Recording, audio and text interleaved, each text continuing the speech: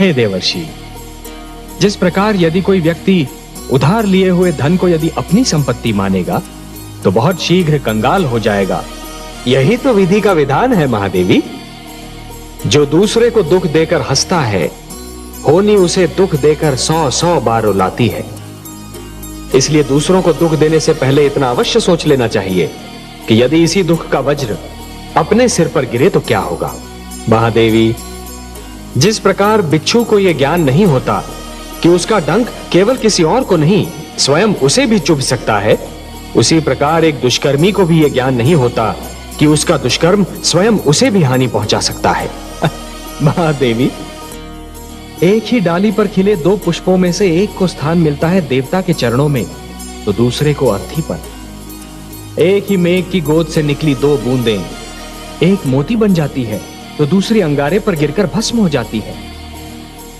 यह सब फल होता है इस सत्य का कि किसे कैसी संगत मिलती है। सत्य कहा आपने महादेवी, सत्य कहा।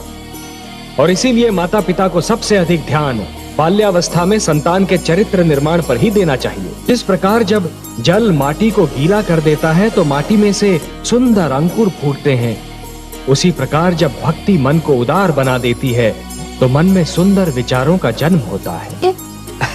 महादेवी, जिसके मन में खोट नहीं होती वो स्वयं को भी सच्चा समझता है और दूसरों को भी, और जिसे अपनी भूल का विस्मरण होता है उसे उसका दंड अवश्य मिलता है। इतिहास रचा ही इसलिए जाता है महादेवी कि आने वाली पीढ़ियां ये देख सकें कि उनके पहले की पीढ़ियों ने क्या भूल की और वो उस भूल को ना दोहराएं। यदि दोहराती हैं तो दंड पाती हैं, दुख झेलती हैं।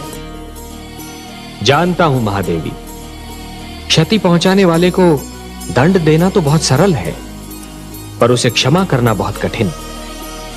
और जो क्षति पहुंचाने वाले को क्षमा कर सकता है वो तो पूजनीय है। कमल नयन, उत्सव वो है जो आत्मा को शांति दे, जो सारे नगर का जीवन अस्त व्यस्त कर दे, जिसमें मदिरा पीकर सब अपनी सुध बुध खो बैठे। वो उत्सव नहीं, कोरा हुड़दंग है।